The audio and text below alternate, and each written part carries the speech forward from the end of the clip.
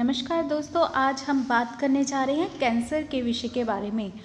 तो दोस्तों, ये तो आप जानते हैं कि जो हमारी बॉडी है, जो ह्यूमन बॉडी है, वो सेल्स की यानी कि छोटी छोटी कोशिकाओं को मिलकर जो है टिश्यू और फिर टिश्यू से ऑर्गन्स यानी कि हमारे अंग और अंगों को मिलाकर हमारी बॉडी जो है वो बनी है, जो कि जेनेटिक कोड या फिर जिसे डीएनए द्वारा जो है ये जो सेल्स हैं चलाए जाते हैं, जैसे कि कंप्यूटर सॉफ्टवेयर के द्वारा जो है वो चलता है और शारीरिक विकास जो है वो जारी रखता है। तो ये जो डीएनए है इसके द्वारा सेल्स चलाए जाते हैं और इसी के द्वारा जो है हमारे टिश्यूज़ और फिर जो ये प्रक्रिया है वो बैलेंस्ड होती है। लेकिन कभी कभी क्या होता है कि डीएनए की गलतियों के कारण जो खराब सेल्स हैं उनका निर्माण होता है और ये खराब सेल्स जो होते हैं कंटिन्यूसली जो है वो विभाजित होते जाते हैं, डिवाइड होते जाते हैं और जो इनकी संख्या है वो लगातार बढ़ती जाती है। तो ये सेल्स जो है वो सही तरह से काम नहीं करते और फिर बाद में कैंसर का रूप जो है ये ले लेते हैं। और जब किसी अंग में कोई खराब सेल जो है वो आ जाता है तब उस ऑर्गन को भी वो प्रभावित करता है, यानी कि खराब सेल से जो ऑर्गन है वो प्रभावित होता है और वो काम करना जो है उसमें गड़बड़ी आने लग जाती है और वो काम करना जो है वो बंद कर देता है। और शरीर के जो सभी अंग हैं, जैसे कि आप जानते हैं कि हमारे शरीर के जो अंग हैं वो एक दूसरे से जुड़े हुए हैं। हमारा जो सिस्टम है सभी अंगों का वो एक दूसरे के सिस्टम से जुड़ा हुआ है। इसलिए जब कोई एक जो है वो अंग सही तरह से काम नहीं करता तो उसका असर जो हमारे शरीर के बाकी के अंग हैं उन पर भी पड़ता है। और जब किसी अंग में कैंसर जो है वो पैदा होता है तो उसी में वह जो है वो बढ़ता जाता है, जिसे कि हम प्राइमरी स्टेज का कैंसर जो है वो कहते हैं। लेकिन जब इस अंग में मौजूद जो कैंसर वाला सेल है वो टूटकर ब्लड के द्वारा किसी और अंग में चली जाती है, तो जो सेल है वो खराब सेल ब्लड के द्वारा किसी और अंग में चला गया तो दूसरे अंग में भी जो कैंसर है वो पैदा कर देता है, तो जिसे हम सेकेंडरी कैंसर जो है सेकेंडरी स्टेज का कैंसर जो है वो कहते हैं। आइए अब जानते हैं कि कैंसर होता क्यों है। तो ज़्यादातर जो प्रदूषित वातावरण में रहने वाले लोग हैं या फिर जो सिगरेट पीने वाले या फिर जो धुआं रहित वातावरण में रहने वाले जो लोग हैं उनमें ज़्यादातर जो लंग्स हैं यानी कि जो हमारे फेफड़े हैं उसका कैंसर होने की संभावना जो है वो बनी रहती है। इसीलिए जो धूम्रपान करते हैं व्यक्ति उनमें जो फेफड़ों का कैंसर है यानी कि जो लंग्स का कैंसर है वो होने का जो खतरा है वो बहुत ही ज़्यादा बढ़ जाता है। और जो लोग तंबाकू का सेवन करते हैं यानी कि जो तंबाकू खाते हैं तो उनमें मुंह का कैंसर जो है वो हो सकता है। तो एक और कारण है इसके अलावा जिसे कि हम जेनेटिक कारण कहते हैं, यानी कि अगर दादा दादी में या फिर अपने घर में किसी बड़े को किसी परिवार में रहा हो तो उसमें के उस कारण भी ये जो है वो हो सकता है। लेकिन एक राहत की बात ये है कि ये जो बीमारी है ये कम्युनिकेबल नहीं है, यानी कि ये छूत की बीमारी नहीं है। जैसे कि बच्चे साथ खेल रहे हैं या पढ़ रहे हैं या आप एक दूसरे के साथ हाथ मिलाते हैं या एक दूसरे के साथ आप खाते बैठते हैं, साथ खेलने से, साथ पढ़ने से, साथ बैठने से ये जो बीमारी है एक से दूसरे व्यक्ति तक नहीं फैलती है। तो अब बात करते हैं इसके टाइप्स के बारे में। तो इसकी दो टाइप्स है, एक तो ब्लड कैंसर है, दूसरा है सॉलिड ट्यूमर। तो ब्लड कैंसर में ल्यूकीमिया और लिम्फोमा नामक कैंसर जो है वो होता है।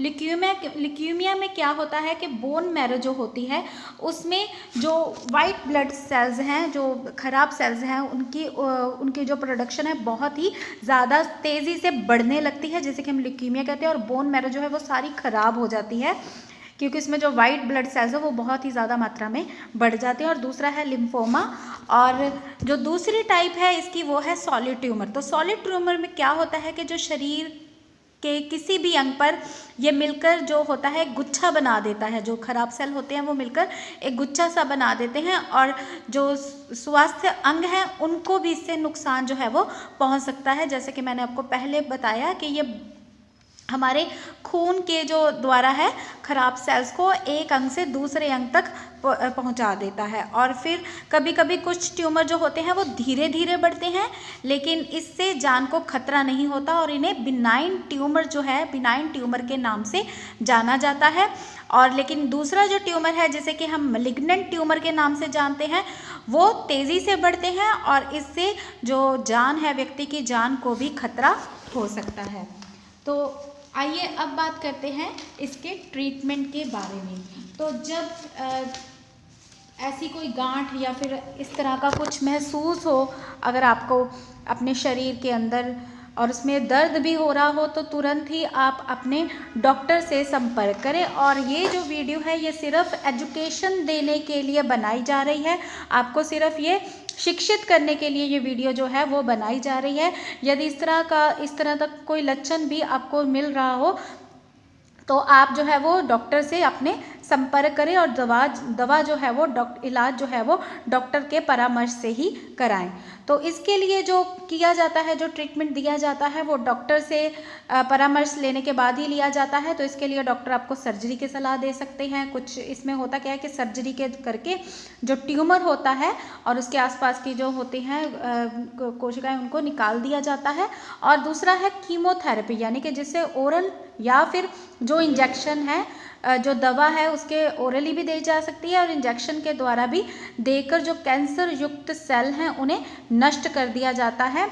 और तीसरा है इसमें रेडिएशन, यानी कि रेडिएशन के माध्यम से जो कैंसर युक्त सेल हैं उन्हें नष्ट किया जाता है।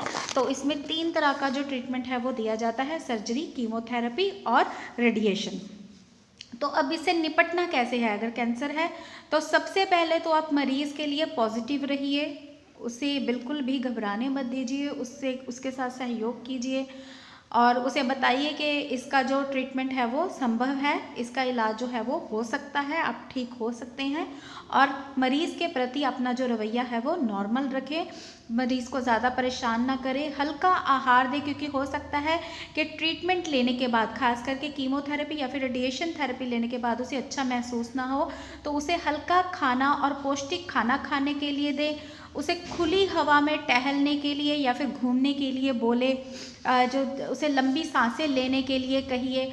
और उसके साथ साथ उसे कुछ जो एक्टिविटीज़ हैं, जो फिज़िकल एक्टिविटीज़ है उसमें बिज़ी होने के लिए कहिए, जैसे कि कोई योगा, कसरत, व्यायाम करके या फिर कुछ इस तरह की एक्टिविटीज़ करके जो मरीज़ है उसका ध्यान जिसमें वो बटा रहे, उसे इस तरह की जो एक्टिविटीज़ हैं करने में उसका ध्यान जो है वो ज़्यादा लगाइए। और अब बात करते हैं कुछ इलेक्ट्रो होम्योपैथी दवाओं के बारे में, जो कि कैंसर में को ठीक करने के लिए बहुत ही मददगार हैं। तो उसमें कैनाक 5 फर्स्ट डिल्यूशन और H2 लीटर और सेकंड डिल्यूशन और 1 ग्लोब्यूल कैनाक 2 हर 2 घंटे के बाद और 10 ग्लोब्यूल्स कैनाक 1 के जो खाने के साथ है दिन में 2 बार। तो ये आप ले सकते हैं। और साथ ही में 2 ग्लोब्यूल्स कैनाक 4 के जो हर जब भी आप खाना खाएं तब उसके साथ, और H2 अल्टरनेटिव और कैनाक 5 डिल्यूशन में जो है वो दी जा सकती है। और जब भी आप इसे स्टर करें या शेकअप करें डाइल्यूशन को, तो बहुत ही केयरफुली करें। तो दोस्तों, अगर आप भी इलेक्ट्रो होम्योपैथी का जो कोर्स है MBEH या फिर BEMS या नैनी कोर्स या नेचुरोपैथी या फिर CMSED करना चाहते हैं, तो आप हमारे दिए गए व्हाट्सएप नंबर पर सिर्फ हमसे व्हाट्सएप पर ही संपर्क करें। हमारा व्हाट्सएप नंबर है 9872468540 और दूसरा नंबर है 9592649009। तो अगर वीडियो अच्छा लगा हो तो प्लीज़ वीडियो को लाइक करें, शेयर करें और हमारे चैनल को सब्सक्राइब ज़रूर करें। धन्यवाद।